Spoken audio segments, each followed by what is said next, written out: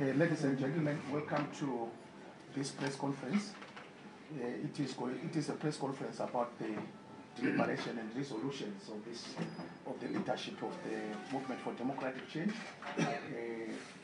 concerning quite a number of issues. So the press conference is going to be addressed by our President, His Excellency, President Advocate Nelson Chamisa. So over to you, His Excellency. Here are members of the press for you to address them. I thank you. Thank you, our Deputy National Chair, Honorable Job Scala. And just to say that with me here, colleagues from the press, I've got members of the leadership, the senior leadership in the party. As you can see, the Vice President, the Chair, the Deputy, the Treasurer General, the Secretary General, and all other senior officials in the party. We have just finished our day's meeting. We were deliberating, as is regular with our tradition.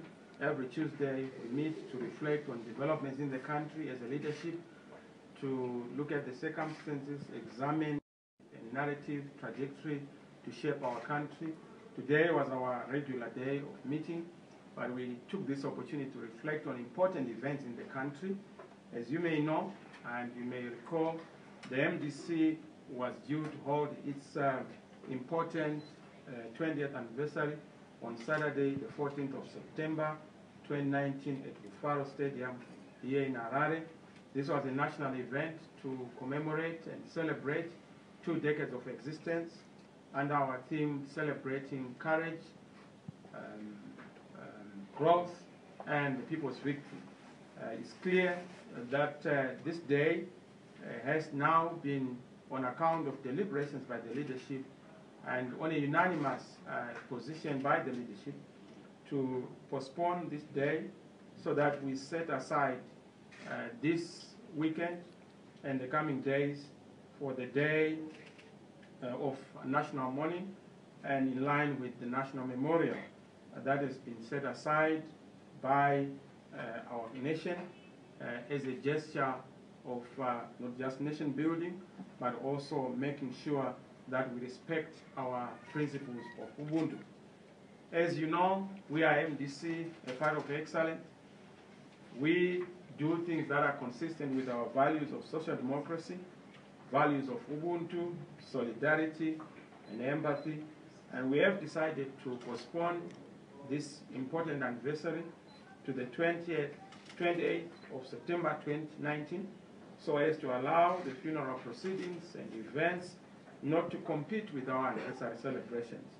In fact, it is in line with our values of Ubuntu, solidarity, and empathetic leadership that you don't celebrate when your others are mourning. It is just an African. It is also not in line with our own values as a party. As a social democratic party, we are very clear that we have differences, political differences, with Mr. Mugabe, which differences are well recorded. Those differences with the late Mr. Mugabe are not supposed to be played up at this moment. This is not the time to rehash our differences. Yes, we have scars, some of which are visible on our faces, on our bodies, scars of the challenges that we faced on account of past commissions and omissions, but we will not allow bitterness to drive and move us. And this is the time for us to be in solidarity with the family and relatives of Mr. Mugabe as they mourn together with friends, including colleagues who are on the African continent, who are going to be coming to be with us. The MDC does not want to use Mugabe's death to score political points. We have avenues and platforms that are sufficient to address our huge challenges we are facing as a country, and we will use those platforms for appropriate engagement and not at Mugabe's funeral. As a social democratic party, we don't take our differences with our political competitors or adversaries to the grave and beyond death. Hate and hatred is not part of our agenda, and therefore the passing on of the former president Robert Mugabe, should be a reminder to the leaders of today, tomorrow, and the future on how we must treat each other as Zimbabwe. The position we take today is not to wish away issues of justice, but to do with the issues of transitional justice, which we hope would have an appropriate time to reflect on. We as MDC would want to exhibit our role in making sure that we build our nation, we heal our nation, we unite our people, and we bring freedom and justice to every Zimbabwean who feels deprived of the same. This, for us, is an opportunity to reflect on the values of nation building, democracy, justice, tolerance, equality, freedom, and solidarity that are cardinal in our democratic structure. That, ladies and gentlemen, defines who we are as a social democratic party, but also as a people's party. And we are a people's leadership, because we are a people's leadership when people, some of the people, are in mourning. We are enjoined to be in mourning, all of us. We believe in solidarity, an injury to one, an injury to all. Indeed, an injury to those who feel bereaved because they've lost their loved one is also an injury to us. And of course, it is in that context that we have made the decision that we have so made as a leadership. I want to thank you. May God bless you. Thank you very much, Your Excellency, for the statement delivered. If there are any members of the press who have got questions to ask and who want to seek clarifications, now is your time. Those who have got questions or clarifications. And questions, not bones to chew? Sure. Just questions. Yes, sir. I just wanted to find out, is the MDC going to attend the funeral of the former president? Okay. Over to you, Your Excellency. Thank you very much. Who asked the question? My name is Tendai Kamugira from the Daily News. Oh, thank you, Tendai. Yes, we deliberated on a number of issues. Chief among them is the role that the MDC is going to play. We acknowledge the fact that we are the leading party. Yes, there's the ruling party, but we are the leading party in this country. Now, leadership is such that you must be exercising leadership in every aspect. And we've said after engagement, we are going to make sure that we accord the civility, the Africanness, and the humility and honor that has to be bestowed on a development of this nature. I understand there are heads of state that are going to be coming. It's only necessary for some of us to give them respect and honor. Opposition leaders from across the continent who may be coming, it would not be in good standing for us not to also provide the necessary leadership in the country. Yes, we have our differences with Mr. Mnangagwa that are well documented. This is not the opportunity to settle political points, even with Mr. Mnangagwa, whom we disagree with, because we are chalk and cheese. You know, we are night and day, but this is not the opportunity to define our differences. This is our opportunity to find common points of doing what is expected in our African tradition, to mourn the dead and to give them the dignity and honor, and as much as we do all those differences. Thank you very much. Another question? If there is anybody who wants to ask a question? Yes, sir. Okay, I'm here from Kukuta Secretary. I just want to ask if ZANU-PF blocks you, as it did at Oliver Mtuku's funeral, how will you feel? Your Excellency? I will feel very good, because I'm not the first one to be blocked by such rogue elements. But like I said, this is not the opportunity to settle political points. This is a national event. It's not a partisan event. It's not even a state event. It's national, meaning to say that it's all Zimbabweans. So we don't expect, but of course if that happens, that will be unfortunate. That will show you what we have not learned. And let Mr. Mugabe be a good teacher. He was a teacher in his life. Let him also be a good teacher even when he's not there, even in death, to teach us to understand that there are elements and activities, events That should unite us as a people so that we build a nation. You know, ZANU-PF cannot claim Mr. Mugabe because Mr. Mugabe was no longer a member of ZANU-PF. He was expelled. If anything, he had not yet fully joined the MDC, but he had supported and endorsed the MDC, particularly my candidature, as a viable alternative for the country. So we must honor that.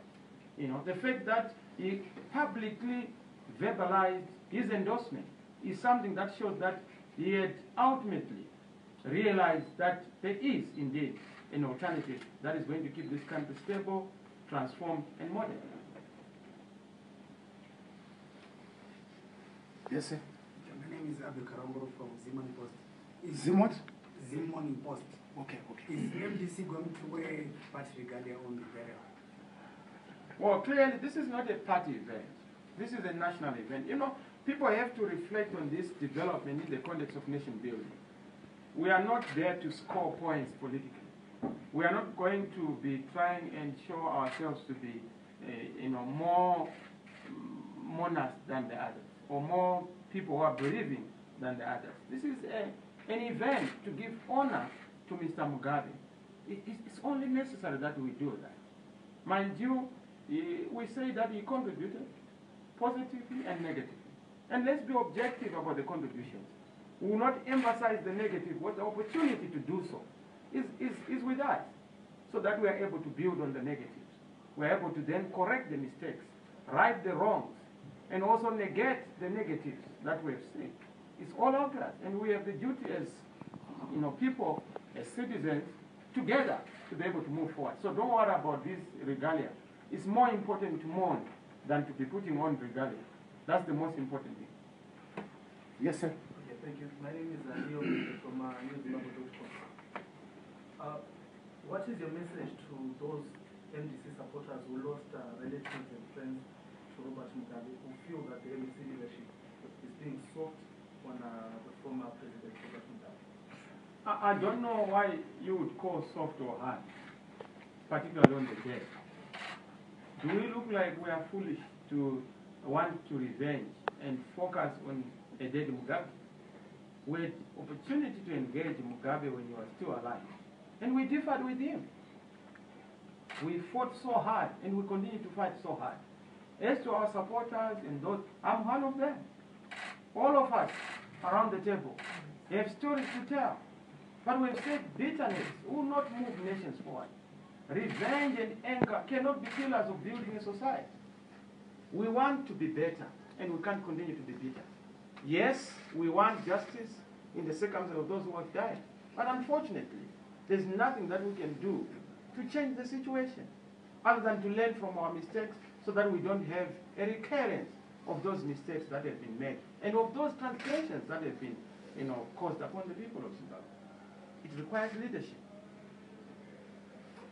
But of course, yes, we are in solidarity with everyone, ourselves and those who have suffered at the hands of the past. But because we have suffered, we can't then continue to also drink from that cup of bitterness. Because the cup of bitterness will get the entire nation drunk and will not move together and forward as a country. Yes, sir. First of all, from newsblog.com, it's more likely a follow-up from what he asked. Mugabe has gone and has left a very ugly past, and some of the issues that he has been raising in political gathering and political platforms, like Kukura Wunde, they've always tried to persuade him to apologize first. Now, who is going to take responsibility, in your view, for that ugly past? Now he has gone and nothing has been settled. Yes, Mugabe is gone, but Zimbabwe is not gone. We have Zimbabwe, we are Zimbabweans. We need to be able to build our country together. Go to the past and say, how do we correct the injustices of the past? We can't just gloss over issues. We need to have a frank discourse. We need to have truth and justice. We need to have proper reconciliation on the basis of the truth. But that requires all of us together to put the truth on the table and to say, how do we heal our past wounds? How do we make sure that future wounds are not going to be incurred on account of omissions or commissions by any of the leaders? That's why I said there are lessons to be learned. And that's why I've said Mr. Mugabe is a teacher, both in life and in death. And we must be able to learn a lot of lessons about how to build a nation, how to progress a nation, and how to prosper a nation. And this is our opportunity to move forward, to close old chapters and new chapters being opened, close old pages and have new pages of transformation, new pages of peace, new pages of prosperity, and new pages of taking the entire nation forward. Yes, there are those who say you were supposed to be very hard, but why should you be hard on a man who is not there? Yes, sir. Okay. On your opinion, do you think Mr. Mugabe should be buried at the National Heroes Acre or at his home regime? Well, my opinion doesn't matter. It's a family decision, and I'm sure where he's buried is their own decision. But clearly, we respect their family because we are Africans. Ultimately, the family takes precedence. Of course, in our dispensation, there are a lot of things that we'll have to look at in a new Zimbabwe.